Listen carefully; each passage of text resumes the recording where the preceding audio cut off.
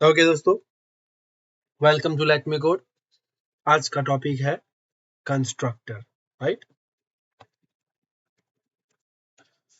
तो constructor object oriented के अंदर यूज किया जाता है और उसका यूज क्या है, उसका पर्पस क्या है, कैसे उसको बनाएंगे, आज सारी चीजें डिटेल में देखते हैं दोस्तों।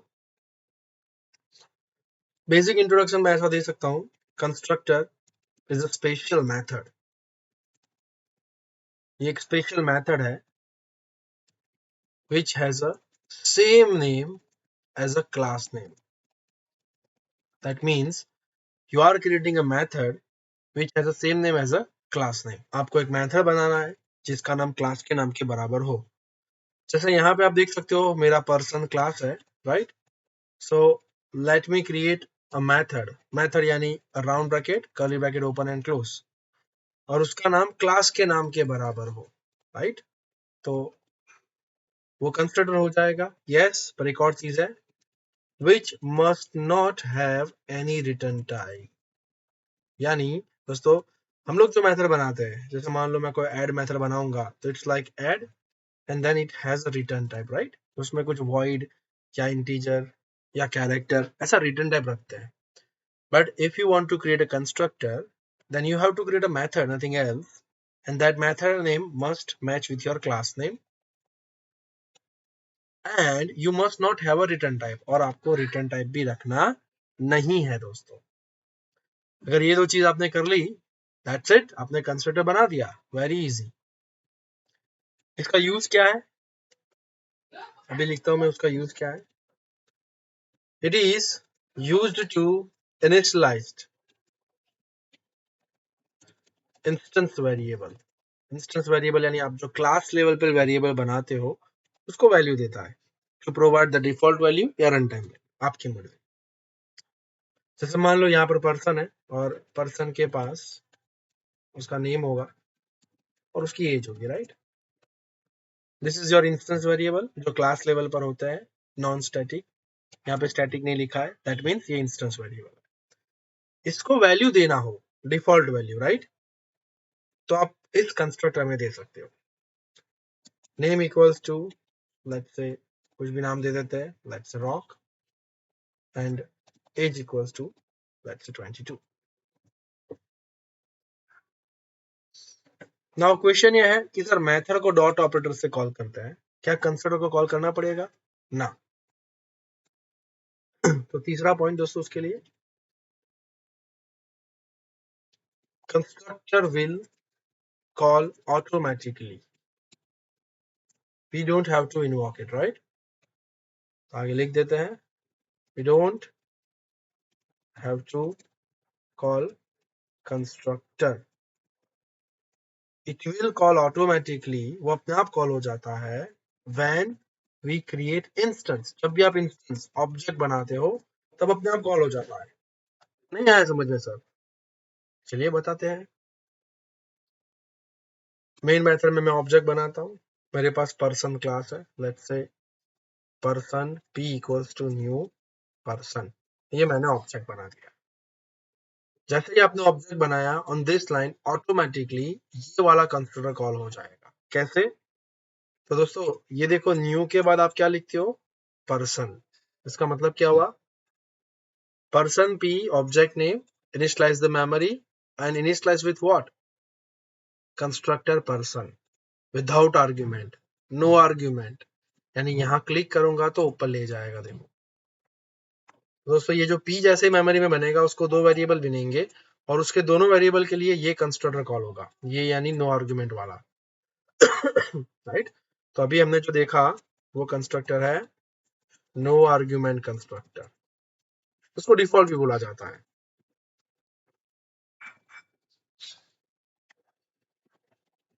Will learn why it is default.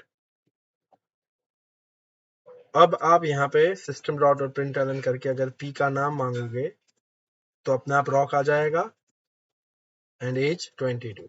Run करके दिखाता हूँ दोस्तों, देखो जैसे रन किया, your object p is initialized with instance variable name and age। p object का नेम और एज इनिशियलाइज हो गया। कैसे, तो जब यहाँ पर मैंने ऑब्जेक्ट बनाया, मैंने यहाँ पे उसकी डिमांड करी थी कंस्ट्रक्टर की। तो दोस्तों हम जब भी ऑब्जेक्ट बनाते हैं जावा में, हम हर बार ये लिखते हैं।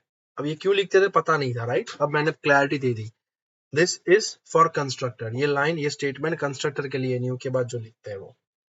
पर अब क्वेश्चन होगा कि अगर मेरे पास कंस्ट्रक्टर नहीं है तो, अगर मैंने कंस्ट्रक्टर ना बनाया हो तो, लेट्स रिमूव इट।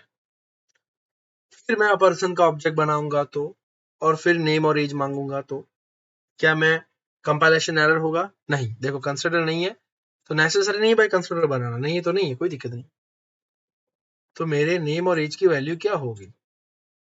क्या मुझे गार्बेज वैल्यू मिलेगी? वीडियो को पॉज करके कमेंट में बताइए दोस्तों, क्या लग रहा है आपको? टू बी कैट हमें क्या गार्बेज वैल्यू मिलेगी, या जावा ने उसके लिए कुछ प्रोविजन रखा होगा? तो आंसर है no, we will not get the garbage value.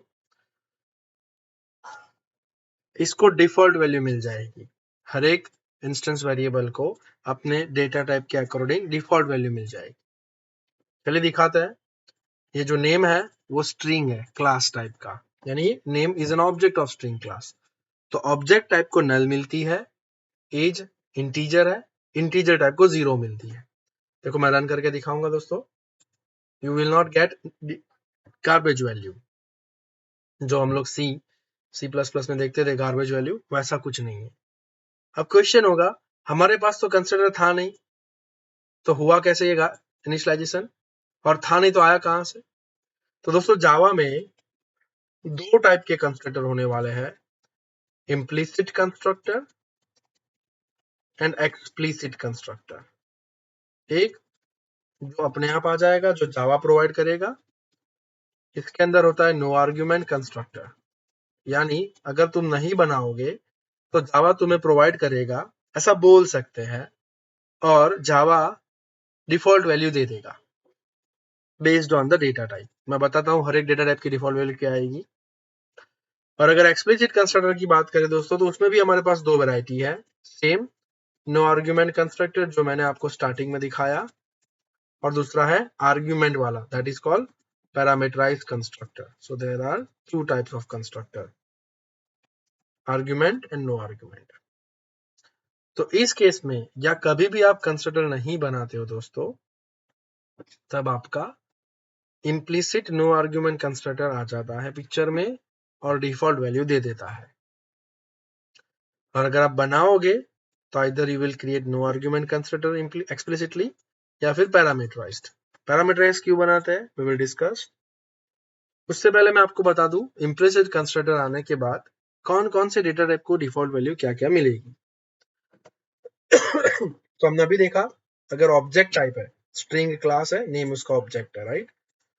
तो अगर ऑब्जेक्ट टाइप है दोस्तों तो उसको नल मिलेगी। अगर इंटीजर टाइप है, इंटीजर टाइप में short, byte, int and long चारों आ गए तो उसको 0 मिलेगा दोस्तों। अगर रियल नंबर है, फ्लोट एंड डबल, तो उसको 0.0 मिलेगा दोस्तों। अगर कैरेक्टर टाइप है, जिसमें कैरेक्टर खुद है, तो उसमें आपको नल कैरेक्टर सिंगल कोट में /0 मिलेगा।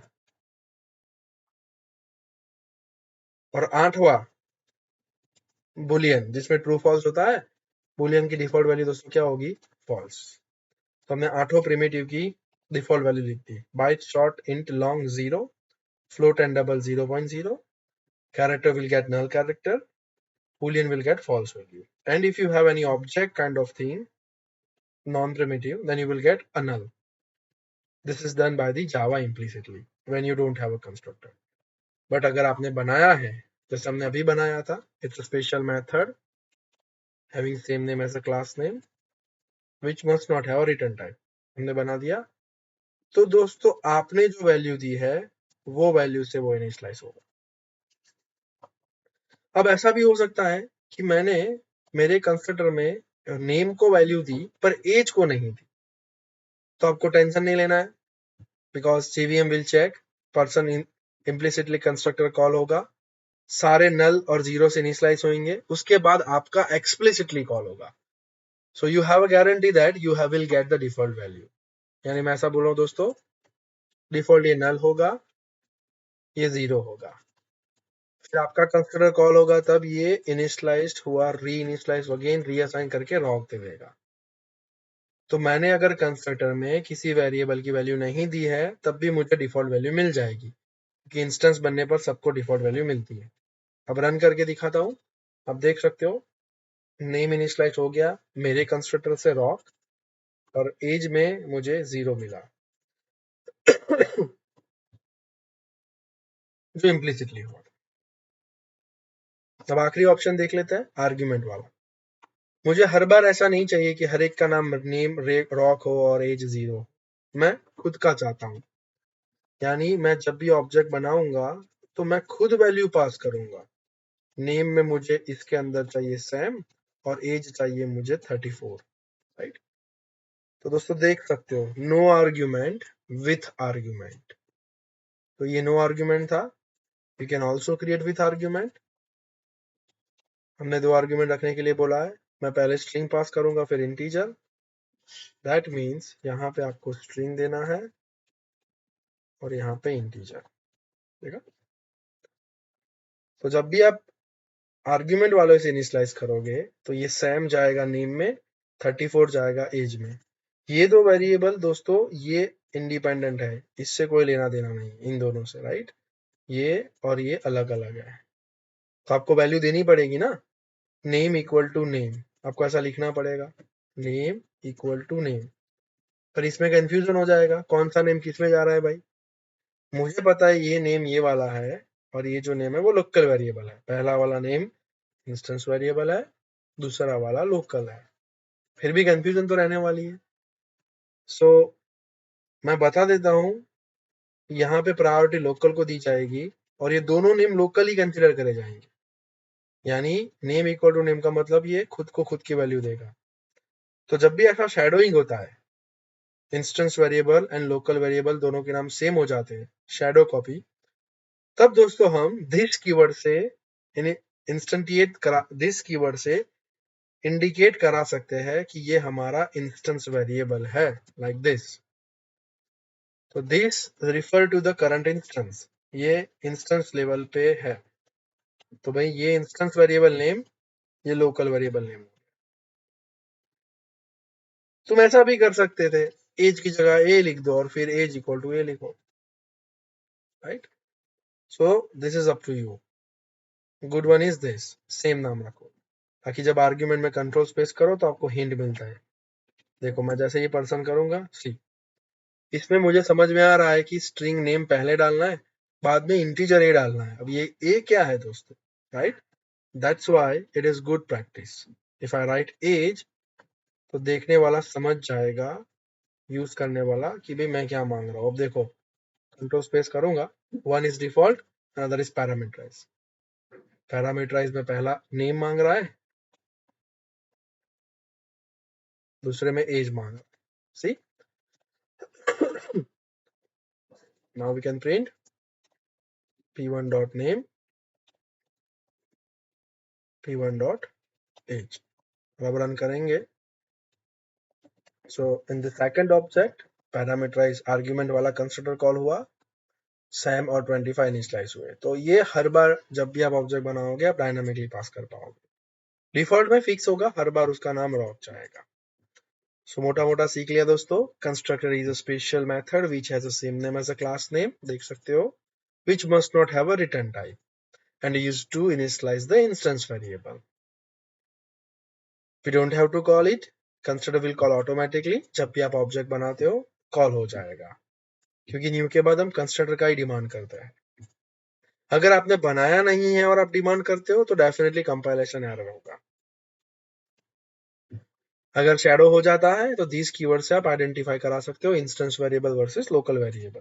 दिस इंस्टेंस वेरिएबल में यूज होता है, लोकल में नहीं कर सकते दोस्तों, ध्यान रखना। There are two types of category we have, implicit and explicit constructor। implicit में एक ही है, explicit में 2 है। इस प्रोग्राम को हम कंस्ट्रक्टर ओवरलोडिंग भी बोल सकते हैं क्योंकि हमने एक से ज्यादा कंस्ट्रक्टर बनाए। That's it for the constructor। Comment section में अगर कोई डाउट या क्वेश्चन है तो डाल सकते हैं। Thank you.